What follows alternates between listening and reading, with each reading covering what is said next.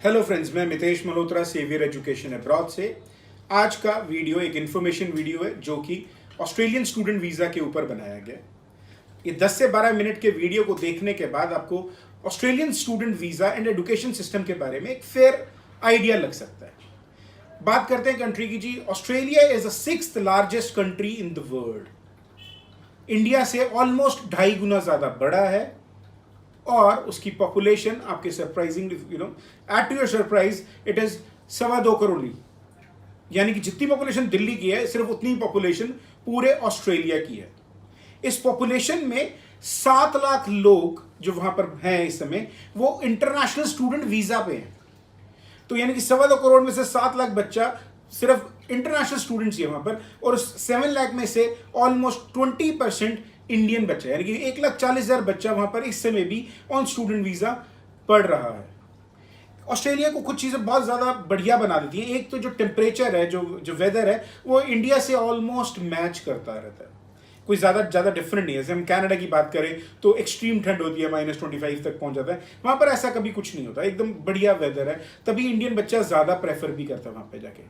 दूसरा है कि वहां के जो 7 सिटीज हैं वो एज पर गाइड्स, बहुत सारी गाइड्स के अकॉर्डिंगली वो मोस्ट लवेबल सिटीज है।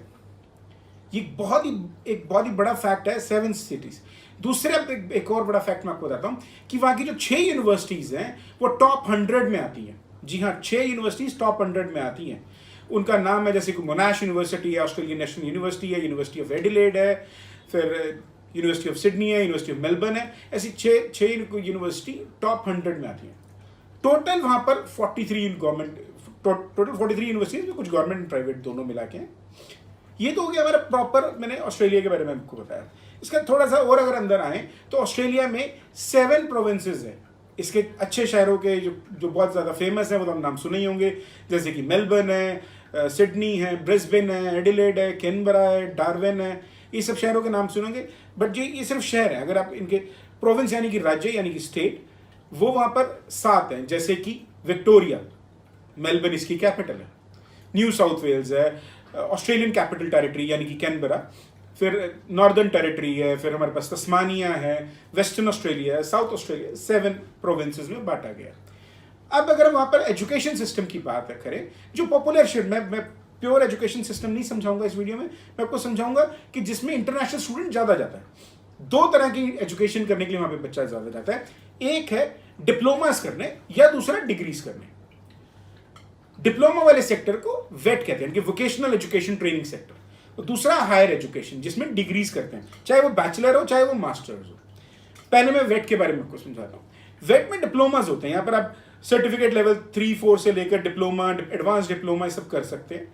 इसमें किस तरह के डिप्लोमे होते हैं? इसमें डिप्लोमा होते हैं प्रोफेशनल, जिसके बाद आपको जॉब लग सकती है। ट्रेड डिप्लोमा, जैसे कि मैं कह दूं कि कुकरी का डिप्लोमा है, जैसे कि डिप्लोमा ऑटोमोबाइल में आप कर सकते हैं, जैसे डिप्लोमा नर्सिंग में आप कर सकते हैं, जैसे कि आप डिप्लोमा कर सकते हैं। आईटी के बहुत सारे डिप्लोमास होते हैं, मैनेजमेंट के बहुत सारे डिप्लोमास होते हैं। ये डिप्लोमास होते हैं। हालांकि इनका इंडिया से लेकर सक्सेस रेट कभी बढ़ता है कभी कम रहता है। ये डिपेंड करता है हाई कमीशन का मूड क्या है उस समय, या वो किस तरीके के वीजाज देने चाहते हैं। एक समय था कि जब 90% बच्चा इंडिया से वेट सेक्टर में ही जा रहा था। अभी तो खैर वीजाज थोड़े कम आ रहे थे पीछे कुछ दिनों में जब लॉकडाउन लगा रहा, बट अब वीजाज आ रहे हैं और वेट के ही बहुत अच्छे वीजाज आ रहे हैं। मतलब 10-10, 7-7 दिन में वीजाज आ रहे हैं। It shows something. दूसरा, इसके अंदर इसकी अगर हम वेट सेक्टर की क्वालिफिकेशन की बात करें कि मेरे को क्या क्वालिफिकेशन चाहिए कि मैं वेट सेक्टर में चला जाऊं, तो मेरे को वहां पर +2 पास होना चाहिए। मेरे 5.5 बैंड आइल्स में होने चाहिए। ये 2 रिक्वायरमेंट है। अगर मेरे पास है, अगर 50-60 नंबर से पास आउट, तो वो मेरे को एडमिशन मिल जाता है। 1-2-3 साल का गैप है तो भी कोई प्रॉब्लम नहीं, आपका एडमिशन हो सकता है। अगर हम इसको कंपेयर करें डिग्री से, जो कि वहां की गवर्नमेंट यूनिवर्सिटीज या प्राइवेट यूनिवर्सिटीज देती हैं, डिग्री 3 साल की बैचलर्स, 2 साल की मास्टर्स है। इसमें एडमिशन लेने के लिए आपको गैप नहीं चाहिए। गैप का मतलब क्या है कि उतना जितना आप एक्सप्लेन कर सकते हैं। जैसे कि आप कहते हैं कि आपने 2019 में पास करा और आप जा नहीं पाए और आप 2020 में अप्लाई करना चाहते हैं, तो 1 साल आपने क्या करा वो आपसे पूछा जाएगा। वहां पर वो हर यूनिवर्सिटी जीटीई चेक करती है, जेन्युइन टेम्पररी एंट्रेंट है कि नहीं है वो चेक करती है। उसमें चेक करती है कि आपकी इंटेंशंस कैसी हैं।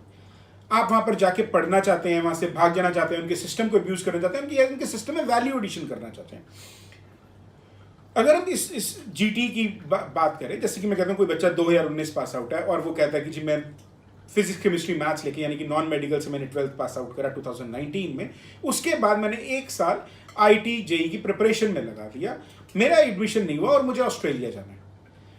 तो इस आईटी जेई की प्रिपरेशन के साथ अगर वो उसके प्रूफ लगाता है, उसका एडमिट कार्ड लगाता है, तो उसका वो गैप कंसिडर नहीं होगा। ये एग्जाम्पल मैंने इसलिए दिया ताकि आपको समझ में आ सके कि गैप क्या है और गैप क्या नहीं है। जिस चीज का मैं कोई प्रूफ नहीं दे सकता वो गैप है, जिस चीज का मैं प्रूफ दे सकता हूं, जो ऑथेंटिक प्रूफ है, जिसको चेक कर सकता है कोई कहीं से भी, वो मान्य है एज ए कि आपका कोई गैप नहीं है। पॉइंट नंबर 2, इसके अंदर मैं और एक चीज डिस्कस करता हूं कि आपको आईएलटीएस के बैंड चाहिए होते हैं। IELTS international English language testing system, जैसे कि मैंने बोला था वेट में 5.5 की रिक्वायरमेंट है, यहाँ पे 6 बैंड की रिक्वायरमेंट है। अगर आप बैचलर के आ रहे हैं आपके 6 बैंड है, कुछ यूनिवर्सिटीज 6 बैंड भी लेती हैं और एक या 2 मॉड्यूल में आपके 5.5 है तो भी ओके है। अगर आप मास्टर्स में आ रहे हैं तो 6.5 band with low band less than 6 चाहिए होता है। कुछ यूनिवर्सिटी 6 बैंड पे भी ले लेती हैं। इट डिपेंड्स कि आपकी एलिजिबिलिटी हर यूनिवर्सिटी के अकॉर्डिंग चेंज होती रहती है। बट मोटा मोटी एलिजिबिलिटी में वो देखते हैं कि आपके ग्रेजुएशन में कितनी परसेंटेज है, आपका 50% से ऊपर होना चाहिए, 12th में कितनी परसेंटेज है, 50% से ऊपर होना चाहिए। आईएलटीएस की परसेंटेज मैंने आपको, आईएलटीएस के बैंड स्कोर मैंने बता दिया, पीटी का भी बिल्कुल ऐसा ही है, पियर्सन टेस्ट ऑफ इंग्लिश का बिल्कुल ऐसा ही है। तो ये मोटा मोटी होगी उसकी एलिजिबिलिटी क्राइटेरिया, इतने के अंदर है तो आप जा सकते हैं वहाँ पर। गैप का भी मैंने आपको इसमें बता दिया कितना गैप हो सकता है, आपका चल सकता है। अब वहाँ पर हम आते हैं उनका जो वीज़ा सिस्टम क्या है। जो स्टूडेंट वीज़ा वो प्रोवाइड करते हैं वो सब क्लास 500 में प्रोवाइड करते हैं। SSVF सिस्टम चल रहा है उनका, इसका मतलब है सिंप्लीफाइड स्टूडेंट वीजा फ्रेमवर्क। ये जुलाई 2016 से इंप्लीमेंट हुआ था। उनका एक और सिस्टम भी है कि जिस कंट्री से उनको बुलाना होता है बच्चों को, मतलब आउट ऑफ ऑस्ट्रेलिया, वो कंट्रीज को 3 लेवल में बांट के रखते हैं, assessment level 1, assessment level 2, assessment level 3। यही असेसमेंट लेवल वो अपनी ऑल 43 यूनिवर्सिटीज के लिए भी रखते हैं। कुछ यूनिवर्सिटीज हैं जो असेसमेंट लेवल 1 की हैं। असेसमेंट लेवल 1 का मतलब क्या है कि जिसमें बिल्कुल ही रिस्क नहीं है, लो रिस्क, मीडियम रिस्क यानी असेसमेंट लेवल 2, असेसमेंट लेवल 3 यानी कि हाई रिस्क कंट्रीज, और वैसे यूनिवर्सिटीज भी हैं।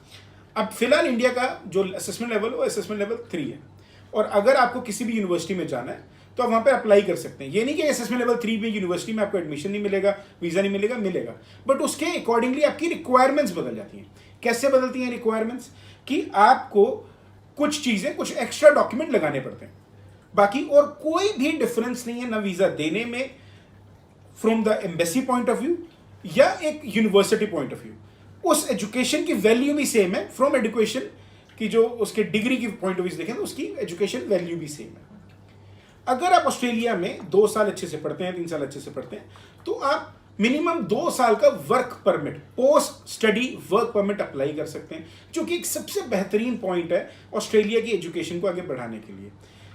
और अब तो कुछ नई चीज़ जैसे उन्होंने इंट्रोड्यूस करी कि अगर आप किसी रीजनल एरिया में जा रहे हैं, सुपर रीजनल एरिया में, तो आपका पोस्ट स्टडी वर्क राइट 3 से 4 साल भी हो सकता है। ये डिपेंड करता है आपकी क्वालिफिकेशन पे, किस एरिया में जाना चाह रहे हैं आप। मेलबर्न सिडनी छोड़कर कुछ एरियाज हैं जैसे टाउन्सविल है, चाहे केन्स है, आर्मीडेल है, डार्विन है, तस्मानिया है, ऐसे एरियाज में जा रहे हैं जो ज़्यादा कॉमन नहीं है, तो वहाँ पर आपको वर्क परमिट राइट मिल जाएंगे, आपको स्टेट स्पॉन्सरशिप्स मिलती हैं। बहुत बढ़िया आपकी लाइफ का एक ट्रांसफॉर्मेशन हो सकता है वहाँ पर जाके।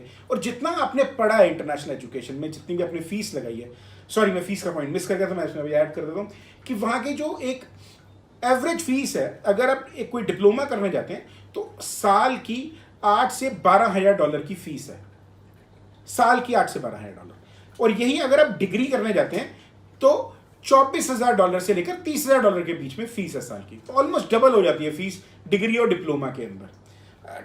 जो डिप्लोमा है उनकी फीस कम रहती है क्योंकि वो वेट सेक्टर के हैं, मैंने को बताया था वोकेशनल एजुकेशन ट्रेनिंग है। और डिग्रीज जो यूनिवर्सिटीज़ देती है उनकी फीस ऑलमोस्ट डबल होती है। वो वैसे उनका इंफ्रास्ट्रक्चर बहुत बड़ा होता है। यूनिवर्सिटीज़ आप देखेंगे तो बहुत ही सुंदर सुंदर यूनिवर्सिटीज़ बनी हुई हैं। तो ये तो हो गया उनका पूरा एजुकेशन सिस्टम। अगर आपको ये वीडियो अच्छा लगा तो प्लीज़ इसको शेयर जरूर करें अपने फ्रेंड्स के साथ। और कोई भी अगर आप फर्दर इंफॉर्मेशन लेना चाहते हैं ऑस्ट्रेलिया के बारे में, ऑस्ट्रेलियन स्टूडेंट वीज़ा के बारे में, ऑस्ट्रेलियन टूरिस्ट वीज़ा के बारे में, तो आप हमारे दिए हुए नंबरों पे कांटेक्ट कर सकते हैं, मुझसे बात कर सकते हैं अपॉइंटमेंट लेने के बाद। Thank you very much.